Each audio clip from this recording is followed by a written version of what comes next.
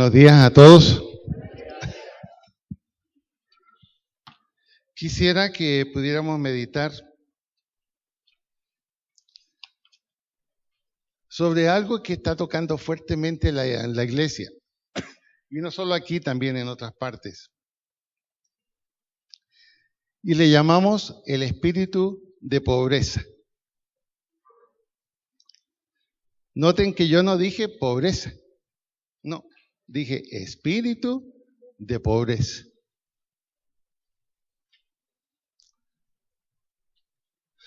En la Biblia, cuando se nos habla de los pobres, se usan dos palabras.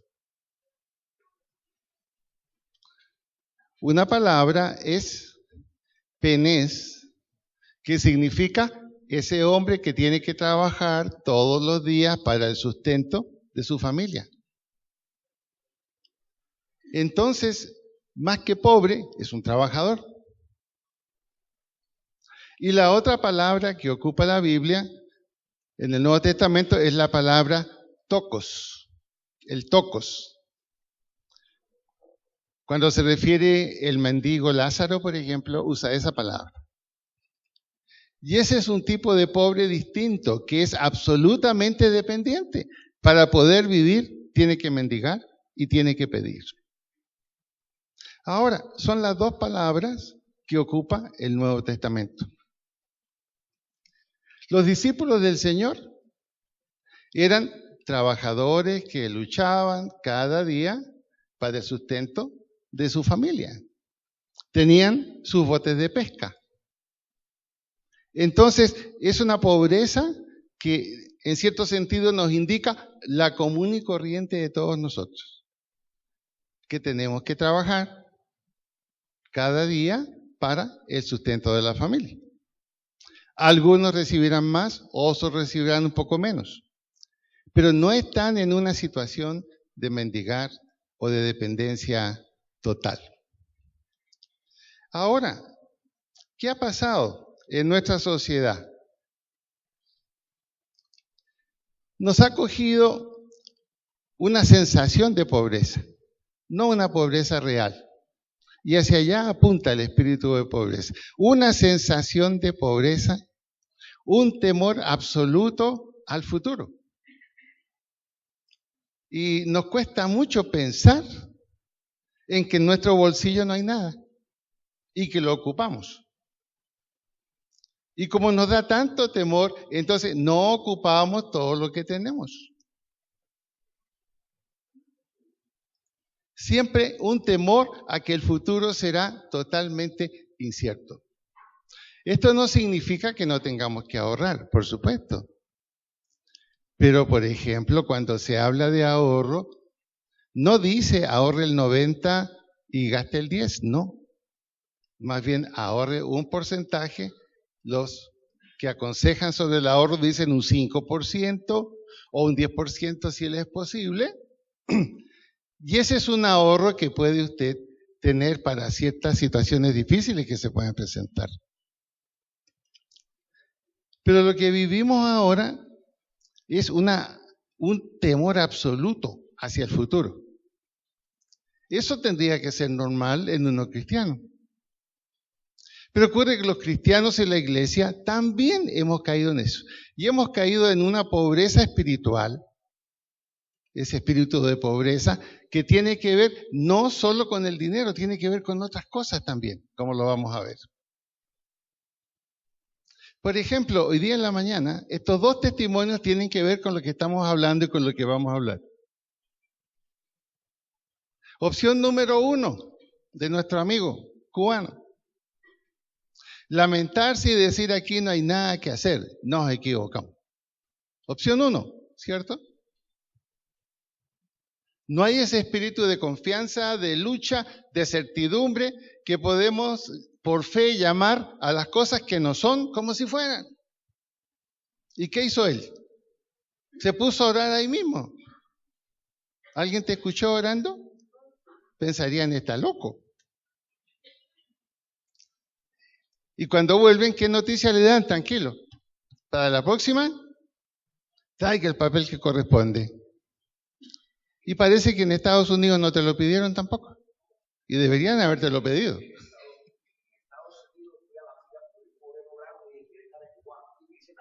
Sí.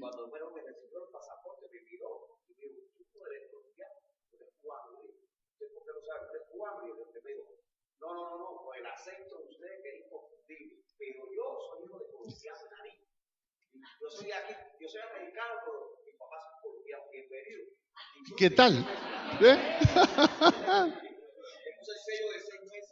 Ahora, sí, ahora, cuando hablamos de pobreza espiritual, estaríamos diciendo que no somos capaces de creer que Dios puede hacer algo imposible.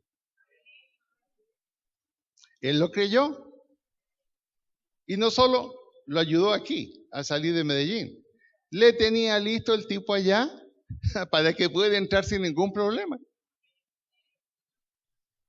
Segundo, el testimonio de Ángela. No puedo. Tengo los elementos, tengo la disposición, el emprendimiento, pero no puedo. No, esto no va más, ya no va más. Generalmente en esos casos, ¿qué hace una persona? No va más. No pude con esto. ¿Pero qué hizo ella? Señor, esta es la última, esta es la definitiva, y tu ayuda, tú vas a hacer trabajar mis manos. Eso fue lo que le pediste, porque no es el producto. No, el producto solo no hace nada. Alguien tiene que destaparlo, alguien tiene que prepararlo y alguien tiene que usarlo. ¿Y cuál fue el resultado? Lo que no podías hacer, lo hiciste.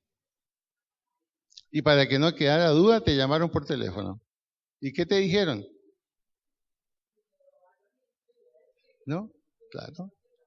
Quedé hermosa. Pero va a ser bueno, llama al marido a ver si es cierto. Pero por lo menos ella se vio así. Entonces, en cierto sentido, el espíritu de pobreza es un temor, una inseguridad que no nos permite enfrentar con seguridad las promesas de Dios. Entonces, no solo tiene que ver con dinero, tiene que ver con las actitudes frente a la vida.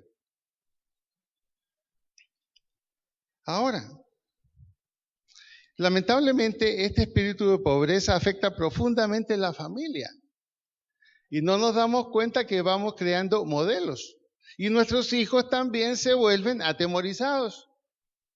Dudan de que las cosas puedan realizarse. No creen que con Dios todo es posible. Así lo dice la Biblia. Y ahí están, inmóviles, quietos, buscando siempre un lugar seguro, y pasan los años y no realizan su vida como la tienen que realizar. Fueron criados no en la pobreza, sino en un espíritu de pobreza. Siempre asegurándonos. ¿Cómo se vence el espíritu de pobreza? Enfrentando desafíos. Podríamos decir, haciéndole caso a Dios cuando Él nos dice, ponme a prueba, probadme, dice el Señor. Pero ahí estamos siempre. Miren ustedes algo que se ha escrito sobre los problemas de la salud. Han escrito esto, el CISBEN, EPS. No solamente es el mal manejo de las instituciones. Dicen, colapsadas por gente que podría estar en prepagada, y dan ejemplos. Hay un 35 a 40% de gente que está en el CISBEN y que no necesita el CISBEN. ¿Y qué decir de profesionales que no les va mal y ahí están con la EPS quitándole el lugar al que realmente lo necesita? Una de las cosas que a mí me puso a pensar fue ahora que Eugenia enfrentó su última quimioterapia. La sala de espera de hematoncólogos que trabaja con la EPS, esa siempre estaba llena de gente en procesos. Y la última vez que fuimos, estaba vacía. Entonces le preguntamos a la oncóloga, ¿qué pasa? No pudimos seguir trabajando más. No pudimos seguir trabajando más. EPS Comeva ya no tiene con qué pagar. Así que estamos atendiendo solamente gente de Comeva que tiene prepagada. Bueno, ¿y cuántos hay de prepagada? Los que usted ve en la sala. Y las grandes paradojas. Gente que está ahí con EPS y sale y tiene su carro estacionado allá afuera. Entonces, ¿hasta qué punto decimos que el gobierno es malo? Cierto, sí hay dinero que se pierde, pero el espíritu de pobreza. El espíritu de pobreza. No estamos dispuestos a aceptar desafíos. La palabra espíritu tiene varias acepciones en el Nuevo Testamento, pero la palabra clave es la palabra neuma y tiene varias aplicaciones, Por ejemplo, vamos a ver en Mateo 26, 41 para que vayamos aclarando esto.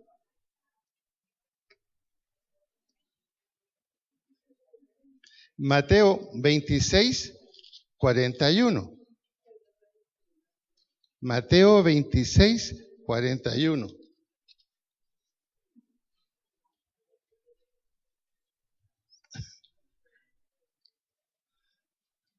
Miren lo que dice Mateo 26, 41 y lo vamos a leer en voz alta. ¿Están listos?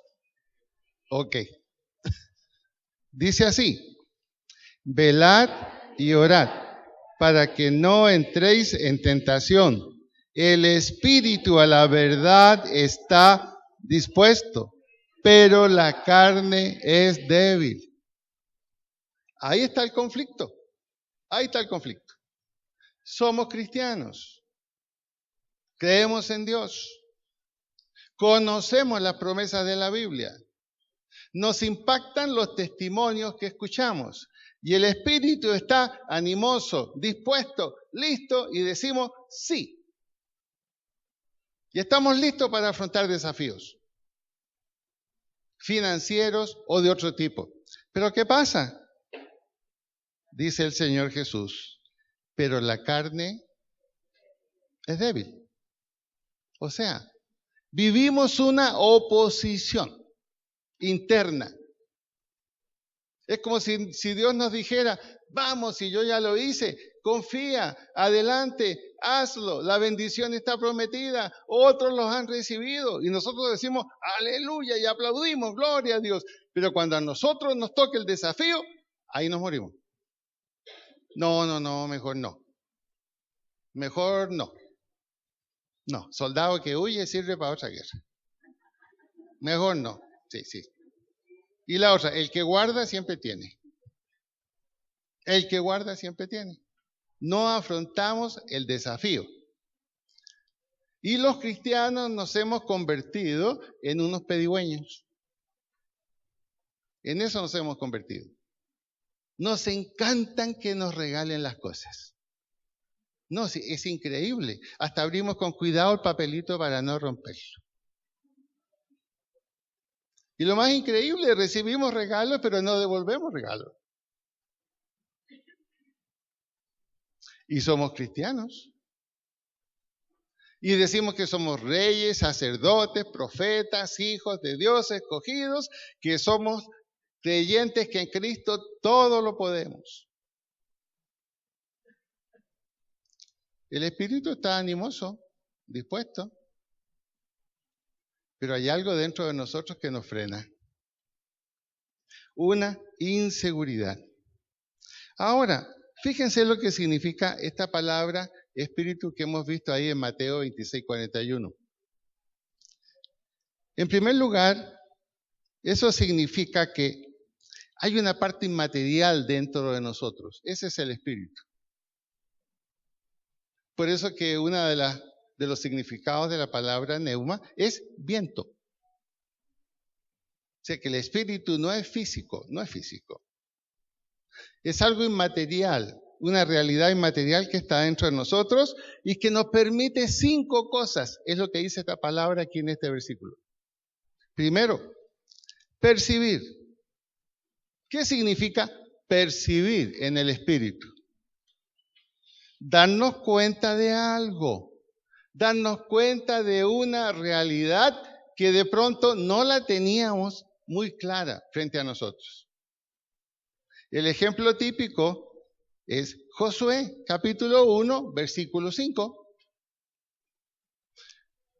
El espíritu de Josué estaba dispuesto, estaba animado, estaba confiado. Aceptó el nombramiento que Moisés le dio por instrucción de Dios. Listo, estás nombrado, eres el jefe de este pueblo que quiere soluciones, que quiere respuestas y es un pueblo terco. Pero te hemos nombrado a ti como el jefe y vas a tener la victoria. Y Josué está sentado. ¿Y esto cómo se va a hacer? Si no lo pudo hacer mi jefe Moisés, ¿cómo lo voy a hacer yo en Josué 1? ¿Y qué le dice Dios? Hombre, así como estuve con Moisés. ¿Y qué pasa en la mente de Josué? Recuerda todos los desafíos que Moisés tuvo que enfrentar. Dios no le puso la cosa así delante. En ningún momento. Le dijo, mira, yo no abro el mar hasta que tú no te atrevas a levantar tu brazo y con la vara toques el agua. Moisés pudo pensar, ¿y si no pasa nada? ¿Cómo quedó? Delante del pueblo, ¿me tengo que volver a Egipto con ellos? Tenía que aceptar un desafío. Y Moisés lo aceptó. Iba donde Faraón, mira, si tú no dejas salir el pueblo de Israel, va a venir esta plaga. ¿Y si no viene? Él nunca había visto una plaga como esa que estaba anunciando. Tuvo que aceptar el desafío. Aunque internamente su yo le decía, no se puede, no se puede y no se puede. Esto es lo que nuestro yo nos dice siempre. Haga memoria. Cuando usted tiene varios desafíos en la vida de todo tipo, no solo espirituales, lo primero que aparece, hay que pensarlo, hay que analizarlo. Y consecuencia, no se puede, esperemos un mejor tiempo.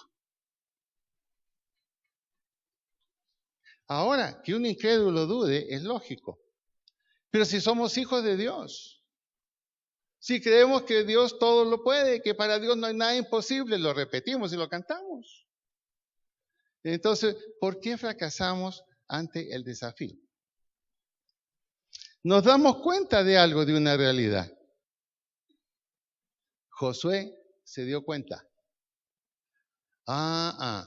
Si lo va a hacer conmigo como lo hizo con Moisés, vamos, no hay problema. Pero todavía no pasó nada. El segundo paso es reflexionar. Josué reflexionó. ¿Y qué reflexionó? ¿Estoy dispuesto a asumir esta realidad o no? Ya vi la realidad. Dios me dice, voy a estar contigo, como estuve con Moisés. Vi todo lo que Dios hizo con Moisés. Y eso es una realidad que no puedo negar. Pero ¿estoy dispuesto a asumir esa realidad? Por ejemplo, escuchamos testimonios aquí. Somos impactados en nuestro espíritu. Y nuestro espíritu nos dice, mira, eso mismo Dios puede hacer contigo. Pero luego reflexionamos. Y luego reflexionamos. ¿Asumiremos esa realidad o no? ¿Seré capaz yo de en un aeropuerto, cuando están todas las posibilidades que no me dejen subir a mi hijo porque el papel no sirve, me pondré a orar allí en ese momento? Y la reflexión a veces ¿a qué nos lleva? No, no te arriesgues, no te arriesgues, más vale pájaro en mano que 100 volando. Primero percibimos, nosotros hemos percibido todas las promesas de Dios, todas. Promesas donde Dios nos ha dicho, cree en mí y yo voy a estar contigo siempre. Cree en mí y yo te voy a sustentar. Cree en mí y yo voy a multiplicar lo que tú des. Cree en mí y serás siempre un hijo de Dios exitoso. Las promesas están allí. Esta es la realidad. Y esta realidad nosotros la percibimos. Está ahí. La reflexionamos porque la oímos siendo realidad en boca de otras personas. Pero ¿por qué eso no es capaz de movernos a la acción? ¿Por qué eso no es capaz de movernos a la acción?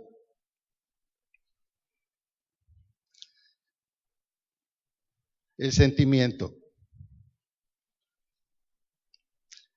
Sentir es una disposición a la acción, pero implica riesgos. Ahí viene el problema. Implica riesgos. Miremos el ejemplo en Primera de Reyes 17:12. Primera de Reyes 17:12.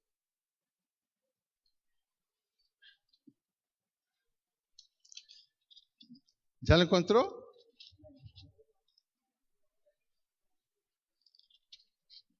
17:12. Y lo vamos a leer todos juntos.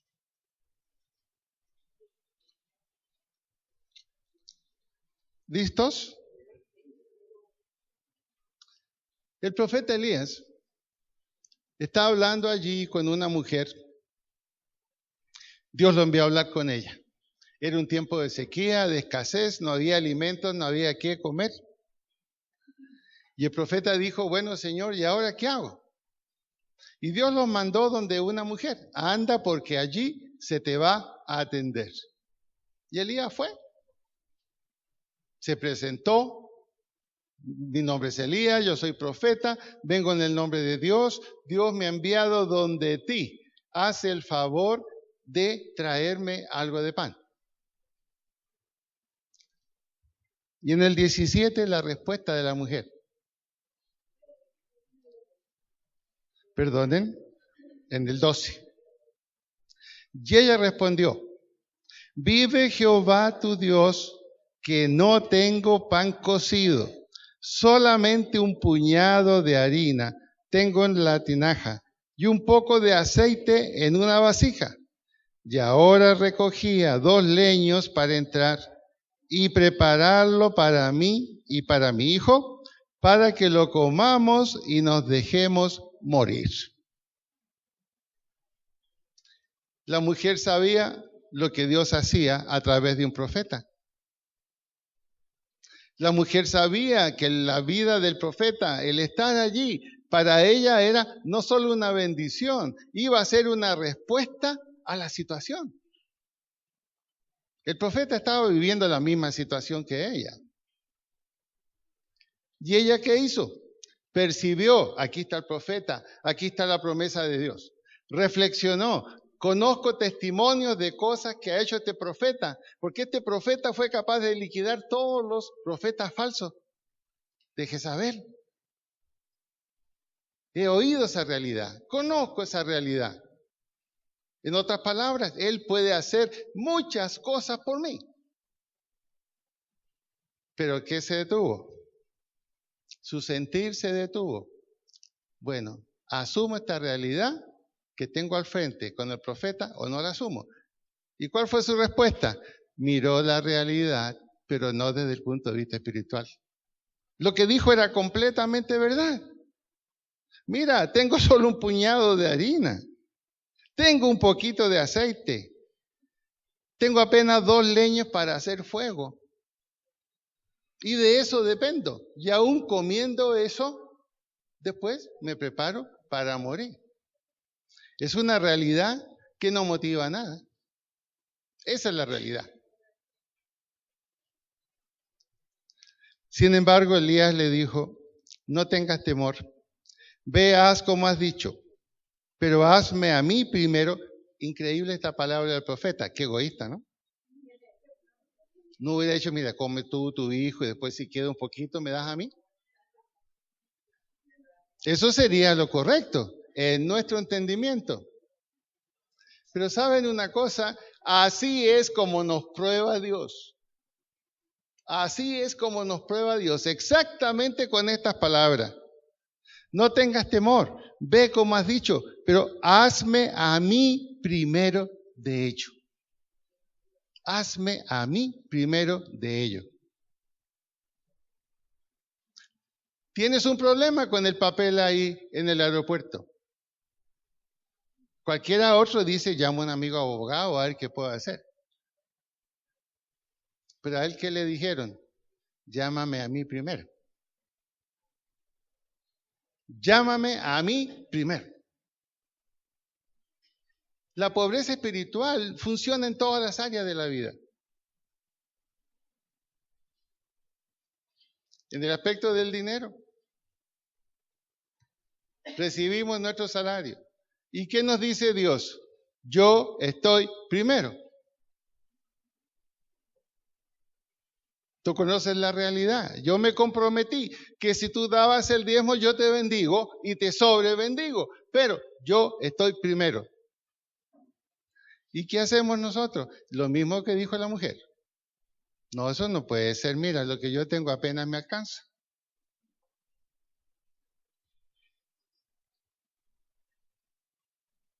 Y no creo que ningún cristiano pueda decir apenas me alcanza.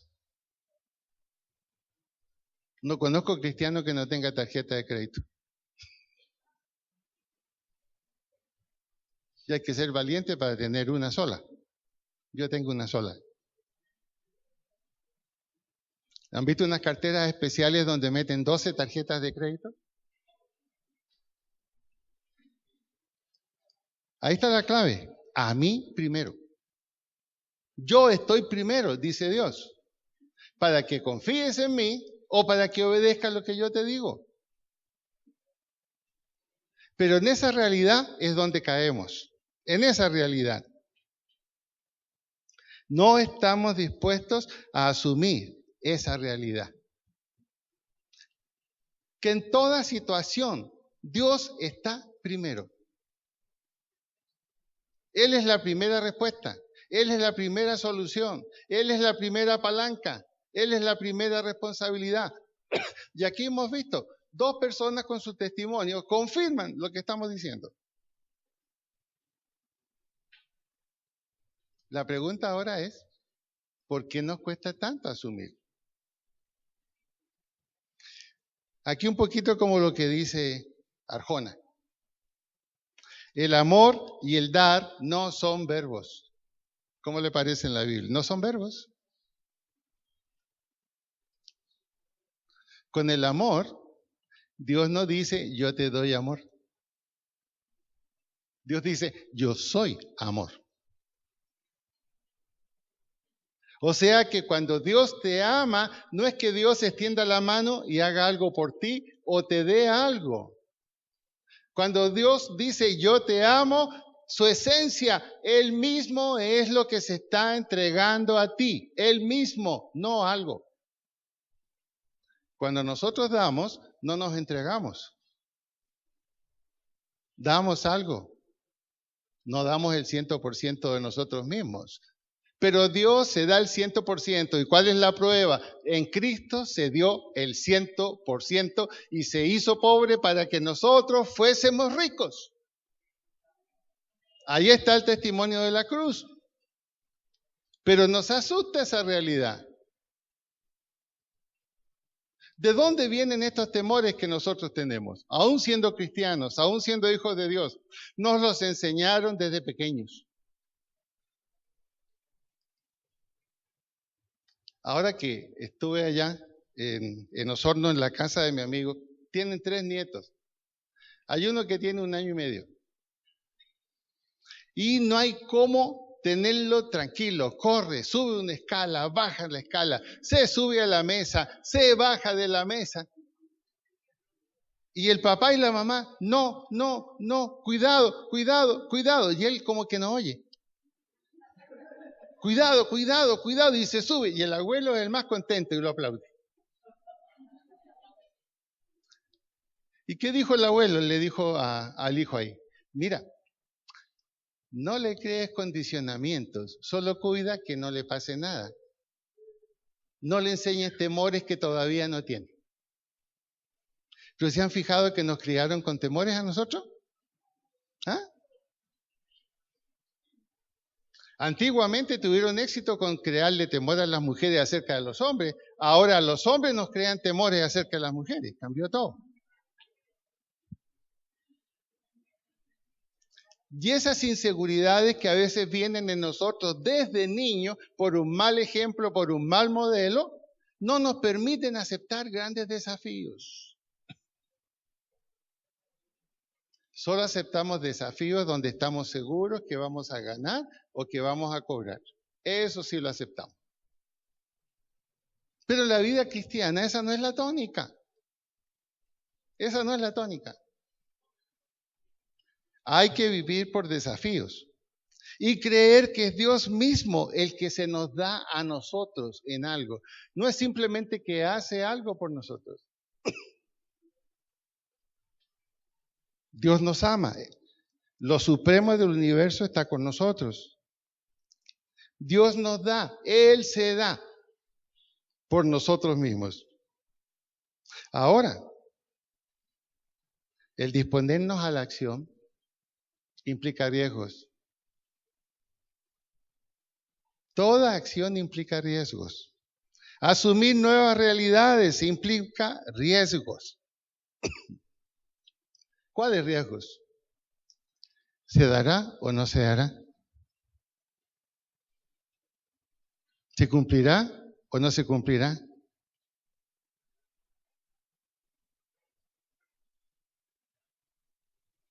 Qué ideal sería poder decirle a Dios, Señor, yo pensaba cómo hacerle una promesa a Dios, pensando en este tema. Yo decía, ¿qué tal si yo oro de esta manera? Señor, ¿por qué no me permite sacarme el baloto? Yo no te doy el 10%. Yo me quedo con el 10% que es suficiente y tú con el 90%. Entonces yo decía, seguramente esta es la reflexión que muchos cristianos seguramente harán. Como diciéndole, ve Señor, soy buena persona, no lo quiero todo. Pero el riesgo que hay que asumir es otro. No hay nada seguro. ¿En qué sentido? Mete el pie al agua y yo abro el mar. Si no lo metes, no lo abro. Primero hay que meter el pie al agua. Dar es asumir un riesgo. Pero es un riesgo, es un desafío que mientras no aprendamos a vencerlo, allí estaremos en el problema de Mateo 26:41. Léalo de nuevo. Ahí vamos a estar en ese problema. Sí, Señor, creo en ti. Sí, Señor, lo voy a hacer. Sí, Señor, estoy impactado por lo que tú dices. En verdad es así. Pero, ay, Señor, no puedo. La carne es débil. Mi yo es débil. Hay que asumir desafíos. Aprender a dar es asumir desafíos. Por ejemplo, escuché un testimonio sobre esto, ahora, en otro lugar. Una señora muy sencilla, en Santiago, lo contaba un amigo pastor, fue a comprar las verduras de siempre, a un buen lugar donde la gente de dinero también va. También va. Ella compró sus verduras, salió, otra señora también la compró, una señora alemana. La señora alemana salió, se subió a su carro Mercedes-Benz. Y esta señora más humilde era cristiana. Y de pronto, el carro Mercedes-Benz partió mal y tuvo un ligero choque. La señora se descompuso totalmente, una señora alemana. Se descompuso y se puso como histérica. Y nadie le estaba exigiendo nada. Y la señora cristiana vivió un conflicto. Y ella se decía a sí misma, yo sé que ella necesita a Dios. Pero, ¿qué voy a hablarle yo a esta señora? Mire quién es alemana, mire el carro que tiene y yo soy una cristiana humilde. Y dice que sintió como una voz de Dios que le dijo, mira la realidad, asume ese desafío. Y se acercó y ella le dijo, permítame orar por usted. Y la alemana dice que se quedó así. Y ella puso sus manos sobre ella, oró. Ella se tranquilizó, arregló el problema y le dijo, ¿cómo yo la ubico a usted, señora? Ella le dio su teléfono. A los 2 días la llamó y la invitó a su casa. Venga, quiero que hable con mi esposo y con mis hijos. Lloró por ellos allí en la casa. Ya no tenía miedo. Había visto el resultado de asumir un desafío. Resultado, esa familia está en la iglesia de mi amigo. ¿Se fijan que la pobreza espiritual no solo tiene que ver con dinero? Tenemos en nuestra vida algo más importante con el dinero, pero se nos caen los pantalones a los hombres de no poner nuestras manos sobre alguien que necesita orar y recibir al Señor. Y qué sorpresa cuando lo hacemos. Qué sorpresa. Hay un resultado. Hay un resultado. Y lo mismo sucede con el dar. Es igual. Ahora, cuando un hijo de Dios acepta un desafío y lo enfrenta, el cielo queda impactado. Todo el cielo queda impactado. Vea la parábola de la oveja perdida. El ejemplo es claro. Hubo alguien que estuvo dispuesto a dejar la seguridad de lo que tenía, 99 ovejas, y partió a buscar una que se había perdido. Y no descansó hasta que la encontró. Y yo no creo que fue fácil encontrarla, pero la encontró. Y vuelve a la casa, la tiene en brazos. Él y sus amigos se alegran que encontró la oveja. Y dice, ¿y qué hubo en el cielo? ¿Ah? ¿Que hubo fiesta en el cielo? El cielo se impacta, el cielo hace fiesta cuando usted se atreve a tomar un desafío. La pobreza espiritual no es la actitud de un creyente. La pobreza espiritual es saber, conocer, escuchar testimonio, saber que Dios cumple las promesas y yo no atreverme a ponerlo en práctica. Esa es la pobreza espiritual. ¿Qué dice Marcos? Pondrán sus manos sobre los enfermos y sanarán. ¿Se atreve usted a orar por alguien enfermo? ¿Y si no se sana? ¿Cómo quedo?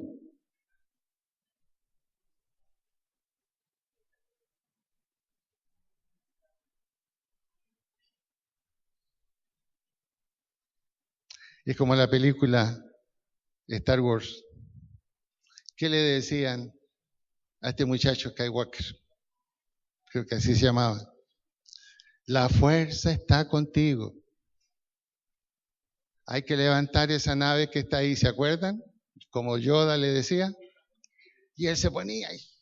Y nada que se levantaba la nave. Hombre, la fuerza está contigo. Asúmelo y da la orden. Y cuando la asume y da la orden, la nave se levanta sola. Acá es igual. Dios dice, estoy contigo. Di la palabra. Di la palabra. Acepta el desafío. Vas a ganar. Pero nuestra pobreza espiritual nos dice, no se puede.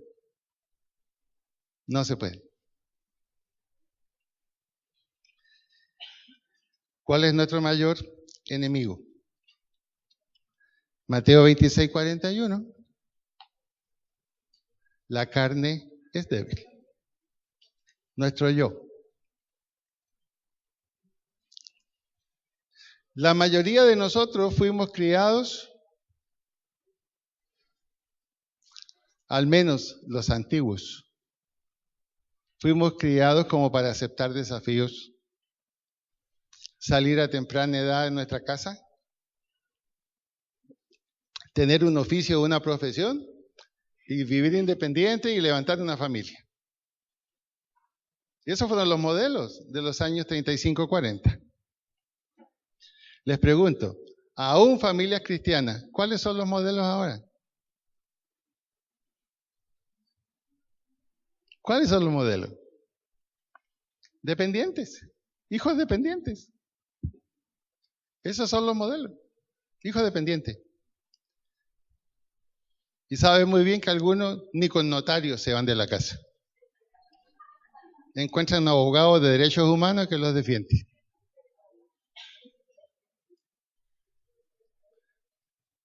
El que es temeroso, crea temor.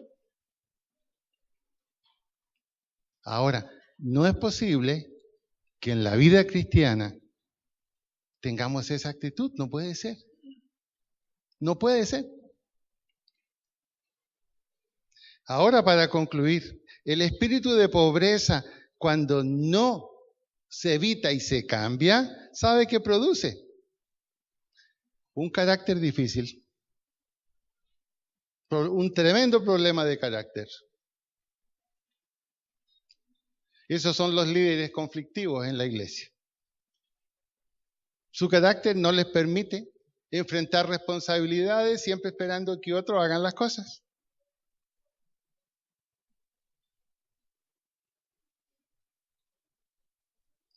Y tenemos todo lo necesario cuando sabemos que el Espíritu Santo en nuestra vida, que tenemos el carácter más adecuado para hacer las cosas. Yo lo puedo decir delante del Señor. Ya van a ser 50 años de ministerio, aceptando desafíos.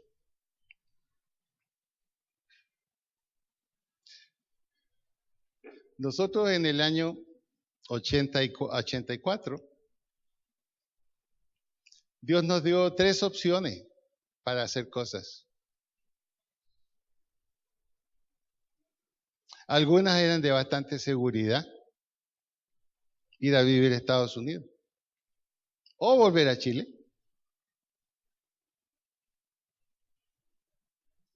Y Dios nos habló clarito diciendo, Colombia.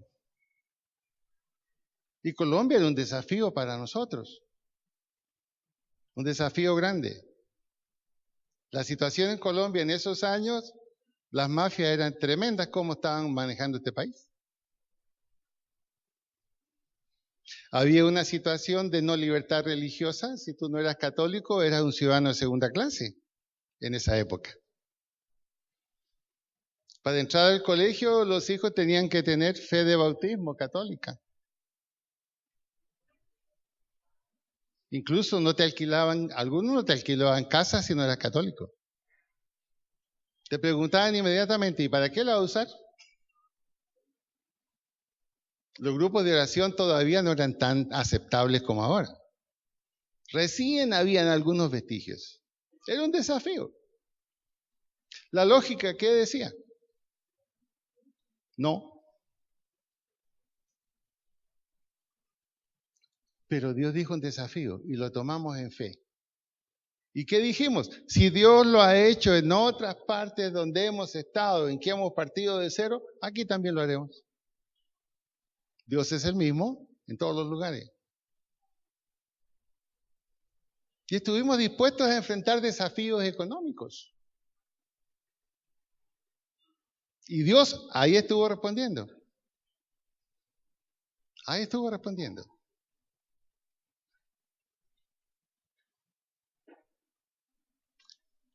La clave entonces para desarrollar un carácter donde no hay pobreza, donde no hay espíritu de pobreza, es aceptar los desafíos. La vida cristiana es un desafío.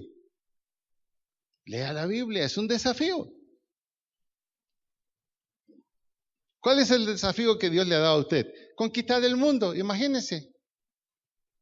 Eso dice la Biblia, ir por todo el mundo y predicar el evangelio a toda criatura. Y eso no se lo dice solo a los pastores. El otro desafío, más bienaventurada cosa es dar que recibir, porque es dando que se recibe. Otro desafío, hay que aprender a dar. Si tú no hablas con aquel que se va a perder por su injusticia, ciertamente el injusto morirá por su pecado, pero tú vas a responder por él. Eso dice la Biblia. No te puedes quedar callado. Tienes que hablar. Te tienen que conocer como hijo de Dios. ¿Y cuándo te van a conocer como hijo de Dios? Cuando eres generoso, cuando das, cuando hablas de Cristo y cuando bendices la vida de otras personas. Somos conocidos, no por decir que somos cristianos, somos conocidos por lo que hacemos en el nombre de Dios. Vienen días muy difíciles de aquí a diciembre. No va a ser fácil. Va a ser difícil, hermanos. Y es un desafío que tenemos que enfrentarlo en la fe y en la seguridad del Señor. Pero ojo, dice la Biblia que Dios conoce cuáles son los suyos.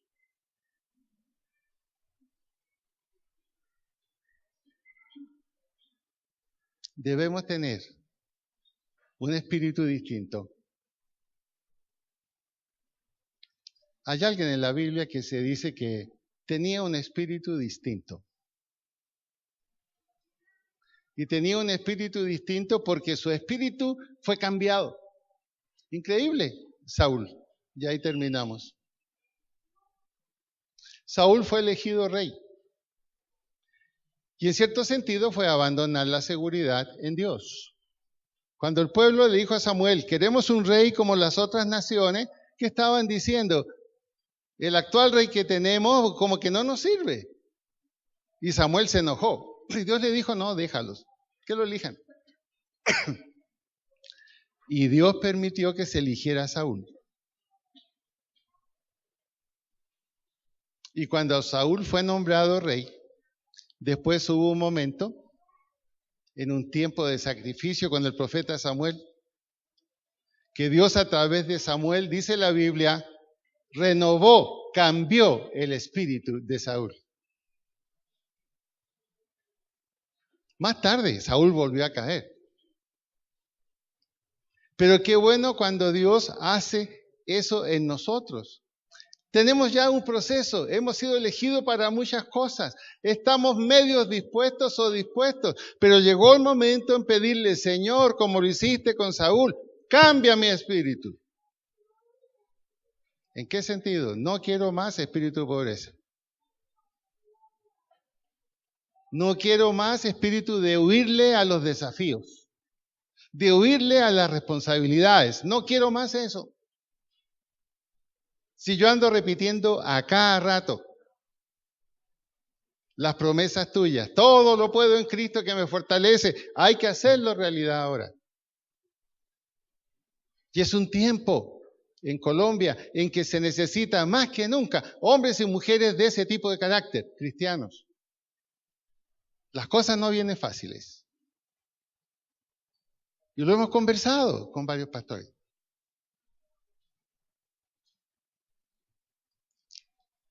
La fe es llamar a las cosas que no son como si fueran.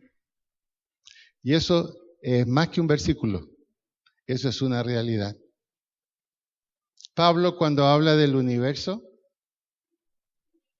en Hebreos capítulo 2 dice, por la fe entendemos haber sido constituido todo, porque lo que se ve fue hecho de lo que no se veía. Lo que no se ve, su estabilidad económica. Lo que no se ve, su estabilidad en la salud. Lo que no se ve, la capacidad para hablar con otros de su fe, fue hecho de lo que no se veía, de ese nuevo carácter, ese nuevo espíritu que Dios tiene que poner en usted y en mí.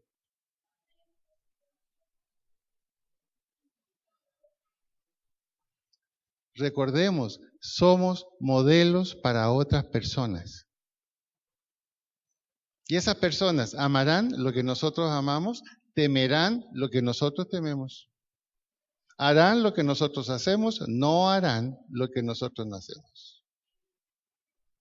Es el tiempo del cambio. Es el tiempo del cambio. La última vez que yo prediqué les dije, hermanos, el reavivamiento está comenzando, no se vaya a quedar fuera de él. Y es verdad, yo lo veo, y lo veo en los testimonios.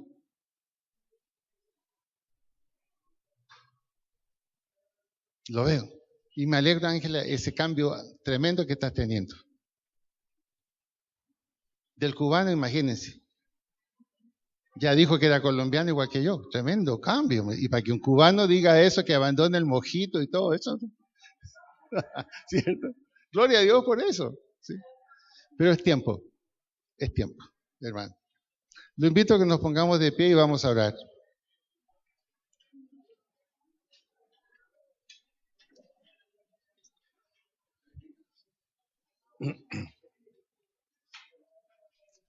Inclinemos nuestra cabeza, ahí donde estamos.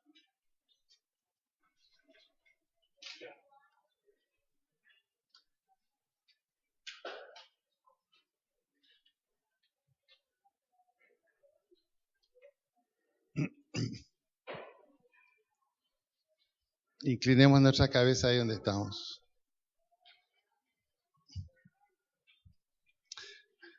Señor, te damos gracias porque tú has prometido cambiar nuestro espíritu. Esto significa un nuevo carácter. Esto significa la capacidad de asumir desafíos, Señor. Asumir desafíos de todo tipo. Porque ahí estás tú para respaldar los desafíos que tú nos das. Vaya, hable y enseñe. Cuando reciba su salario, yo estoy primero con el diezmo. Espere la bendición del Señor y todas las promesas tuyas, Señor. Pero necesitamos un nuevo carácter para poder asumirlas. Quizás olvidar malas experiencias del pasado que hemos tenido. Pero tú dices que has hecho todas las cosas nuevas. Y por lo tanto nosotros somos nuevos, pero tenemos que asumir esa realidad que somos nuevos. Asumir que tu Espíritu Santo es el que está en nosotros. Asumir que si tú eres con nosotros, ¿quién contra nosotros? Asumir que contigo nada es imposible si es tu voluntad. Señor, en esta tarde, yo rechazo el espíritu de pobreza en que he vivido. Dilo tú mismo. Yo rechazo el espíritu de pobreza en que he vivido. Lleno de temores, lleno de dudas, silenciado. Señor, como lo hiciste con Saúl, cambia mi espíritu. Dame un nuevo carácter.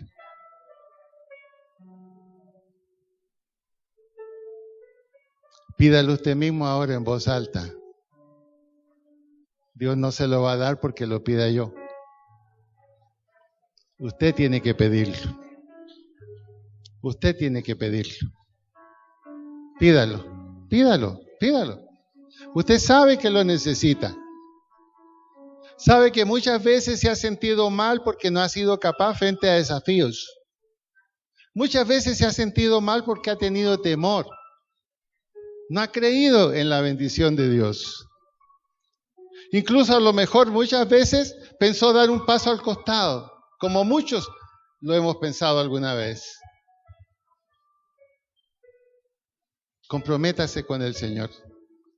Yo lo invito, levante su voz, no tenga miedo. Haga su oración. Así como fue en altavoz en el aeropuerto, ahora en altavoz aquí también. Ore, pida, no se quede callado. Es su oración. Es su solicitud delante de Dios. Y Él dice, al que a mí viene, yo no le echo fuera. Por el contrario, Hay gozo en el cielo. Cuando alguien se arrepiente, cuando alguien cambia de actitud, hay gozo en el cielo. Hay gozo en el cielo.